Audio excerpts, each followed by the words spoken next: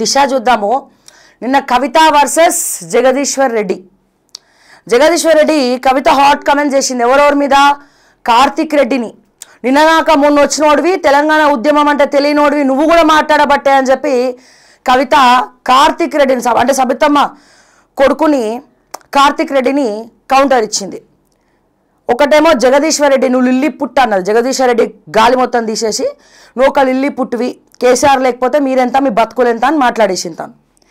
తర్వాత పట్ల కార్తిక్ రెడ్డి నోడివి, తెలంగాణ ఉద్యమం అంటే ఏందో కూడా నీకు తెలియదు, నువ్వెందుకు మాట్లాడుతున్నావు అని చెప్పి కల్వకుంట్ల కవిత వాళ్ళిద్దరికీ కౌంటర్ ఇవ్వడం జరిగింది. దాని మీద కార్తిక్ రెడ్డి స్పందించలేదు, కానీ జగదీష్ రెడ్డి మాత్రం మాట్లాడిండు. ఏం మాట్లాడిండు? ఈ లిల్లీ పుట్ అనే వ్యాఖ్యలు ఎవరు చేసిరు గతంలో? రేవంత్ రెడ్డి, ఏబిఎన్ రాధాకృష్ణ. సో వీళ్ళిద్దరి మాటలు పట్టుకొని వీళ్ళిద్దరే కవితని ఇన్ఫ్లుయెన్స్ చేస్తున్నారు. చాలామందికి చాలా రకాల డౌట్స్ ఉండే. నేను మొన్న ఒక స్టోరీ కూడా చేసిన, అందరు కొట్టిపడేసినారు. ఆ స్టోరీలో ఏం చెప్పినా అంటే కవితకు రేవంత్ రెడ్డికి బిజినెస్ పార్ట్నర్షిప్లు ఉన్నాయి, కవిత కాంగ్రెస్లో క్యాబినెట్ మంత్రి పదవి ఇస్తా అని చెప్పి రేవంత్ రెడ్డి హామీ ఇచ్చిండు, కవితను రెచ్చగొట్టిండు. సో అందుకే కుంపటి పెట్టి బీఆర్ఎస్ పార్టీని విభజించు పాలించు టైప్లో రేవంత్ రెడ్డి గ్యాంబ్లింగ్ చేస్తుండు. కవిత రేవంత్ ఇద్దరు ఒకటే. ఓకే, ఇవన్నీ కూడా నేను ఒక అనాలిసిస్ చేయడం జరిగింది. సో ఎగ్జాక్ట్లీ పరోక్షంగా జగదీష్ రెడ్డి మాట్లాడినటువంటి మాటలు కూడా గవే. ఇండైరెక్ట్గా అంటే వెనకాల ఉండి నడిపించేది ఎవరు కవితని అంటే రేవంత్ రెడ్డి గారే. పైకి వీళ్ళు తిట్టుకుంటున్నారు, కానీ వీళ్ళకి ఇప్పటికి కూడా స్టిల్ యాజ్ ఆఫ్ నౌ ఇప్పటికి కూడా బిజినెస్ పార్ట్నర్షిప్లు ఉన్నాయి, ఇప్పటికి కూడా సెటిల్మెంట్లు నడుస్తున్నాయి. ఎవరి ద్వారా అంటే సృజని రెడ్డి అంటే ఎవరు, ఆయన ద్వారా. సో ఇవన్నీ కూడా నడుస్తున్నాయి. సరే, ఎవరు ఏది కుంపటి పెట్టినా ఒకటి షర్మిల ఒకనొక ఇంటర్వ్యూలో కన్నీటి పర్యంతమైంది. నా అన్న కోసం నేను పాదయాత్ర చేస్తే నాకు పదవి ఇవ్వలేదు, నన్నే చంపాలనుకున్నాడు అని చెప్పి. ఇక్కడ ఆడబిడ్డను అవమానించింది ఎవరు? BRS party. అంటే సొంత ఆడబిడ్డనే రెండు రకాలుగా మనం మాట్లాడాలి. ఈ పాపం ఎవరిది అంటే కేటీఆర్ది, కేసీఆర్ది. అంటే కవిత ఏమంటుంది? కవిత నన్ను తిడతా ఉంటే బీఆర్ఎస్ తరపున ఎవరు ఖండించలేదు. అరే సొంత కన్న తండ్రే సొంత అన్ననే ఖండించలే, ఇక మిగతా వాళ్ళు ఎవరు ఖండిస్తారండి? సొంత అన్న, సొంత బావ, మేనబావ, కన్న తండ్రి, వీళ్ళ ముగ్గురే నిన్న వ్యాఖ్యలు అంటుంటే ఖండించలేదు. ఇక మిగతా నాయకులు ఏం ఖండిస్తారు? ఎందుకు ఖండిస్తారు? మీ ఏడుపు వాళ్ళపైన ఎందుకు? మీ ఏడుపు మీ బ్లడ్ రిలేషన్ మీద. కేటీఆర్ ఎందుకు ఖండించలేని దమ్ములు ఉంటే అడగాలి డైరెక్ట్గా. కేసీఆర్ని ఎందుకు ఖండించలేని అడగాలి డైరెక్ట్గా. మిగతా వాళ్ళందరూ కేసీఆర్ ఎట్లా చెప్తే అట్లా వినేటోళ్ళే. సిట్ అంటే సిట్టు, స్టాండ్ అంటే స్టాండ్.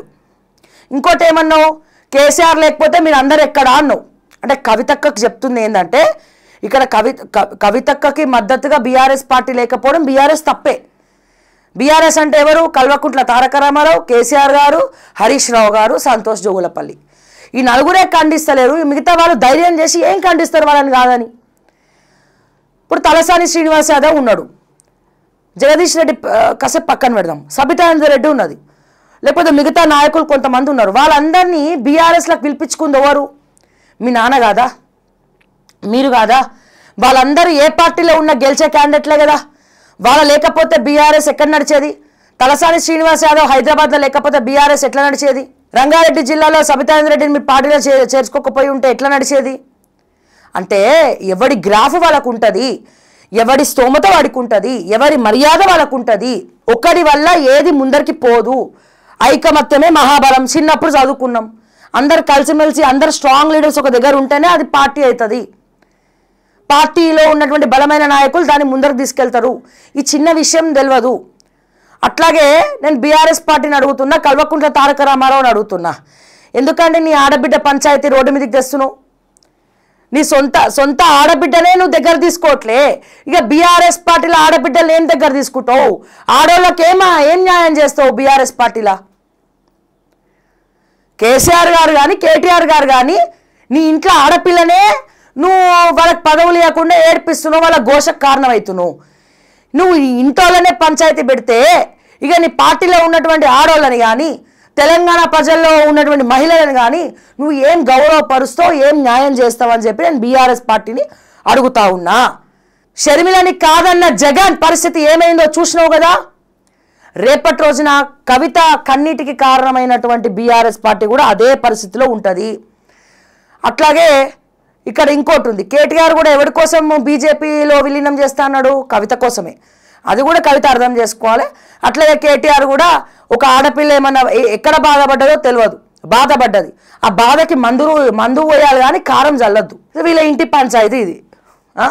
కేసీఆర్ పై క్రిమినల్ చర్యలు, హరీష్ రావు ఈటల పైన యాక్షన్, సిఫార్సు చేసిన కాళేశ్వరం కమిషన్, మాజీ సీఎం నిర్ణయం మేరకే స్థలం మార్పు, అంచనాలపై చర్చ లేకుండానే ఆర్థిక శాఖ అప్రూవల్,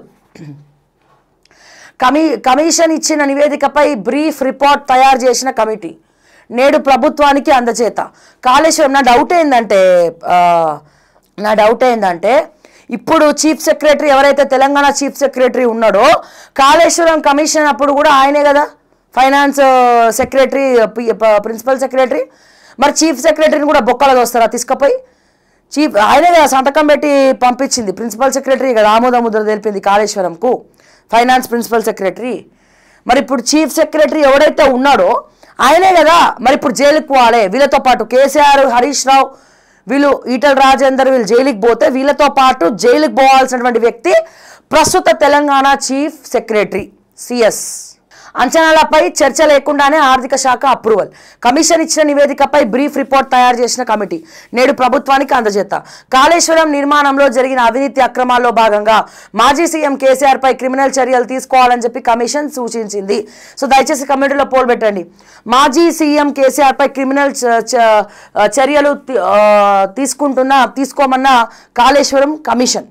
సో ఇప్పటి పరిస్థితిలో చర్యలు తీసుకోవడం కరెక్టేనా కాదా?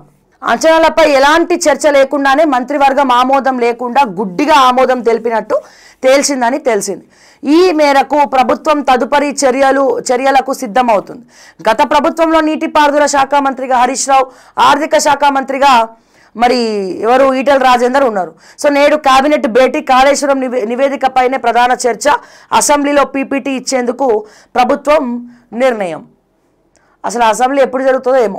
సో దీని మీద మీరు ఏం చెప్తారు? కేసీఆర్ని అరెస్ట్ చేస్తారా క్రిమినల్ చర్యలు తీసుకొని? కాళేశ్వరం కేసులో కేసీఆర్ని అరెస్ట్ చేయబోతున్నారా? అందుకే ఈ మధ్య ఆయన టెస్ట్లో అని వేయించుకుంటున్నాడు. అంటే కోర్టులో నాకు ఆరోగ్యం బాగాలేదని చెప్తే అరెస్ట్ అయిపోతుంది. కొన్ని కేటీఆర్ బదులు హరీష్ రావుని తీసుకపోతారా? మీరేం అభిప్రాయపడుతున్నారు? కొంతమంది పెట్రోల్ పెడతారు, వాళ్ళిద్దరిని కాదు నేను తీసుకపోతారని. నాకు అందులో ₹1 రాలే కదా, నేనేం తినలే కదా. మొన్న ఇట్లా మాట్లాడితే పెట్టిర్రు, అందుకే చెప్తున్నా. సో మరి అరెస్ట్ చేస్తారా? అండ్ అట్లాగే కేసీఆర్తో పాటు బీజేపీ నాయకులు కొంతమంది సైలెంట్ అవ్వడానికి డబ్బులు తీసుకున్నారు బీఆర్ఎస్ పార్టీ దగ్గర. గవర్నమెంట్లు ఉన్నప్పుడే కాళేశ్వరం స్కామ్ బయట పెట్టినప్పుడు ప్రెస్ మీట్ పెట్టాలి, పైసలు పట్టాలి, ప్రెస్ మీట్ పెట్టాలి, పైసలు పట్టాలి. మరి ఆ కీలక నేతల్ని కూడా అరెస్ట్ చేసి తీసుకపోతారు ఆ బీజేపీ నాయకుల్ని. అట్లాగే ఇప్పుడు కాంగ్రెస్ కీలక నేత ఆయన కూడా పైసలు తీసుకున్నట. మరి అతన్ని కూడా తీసుకపోయి జైలు వేస్తారా? మీరు ఎంతసేపు వీళ్ళ గురించి మాట్లాడుతున్నారు? వీళ్ళ బ్యాక్ ఎండ్లో అమ్ముడుపోయిన అప్పట్లో ఉన్న ప్రతిపక్ష నాయకులు వాళ్ళు అమ్ముడుపోయినారు, వాళ్ళకు కూడా పైసలు పోయినాయి. ఆ పాపపు సొమ్ము వాళ్ళు కూడా తిన్నట్టే కదా. మరి వాళ్ళని కూడా బొక్కలు వేయండి అని చెప్తున్నాను నేను, అంతే. అంతకుమించి ఏం చెప్పదలుచుకోలేదు.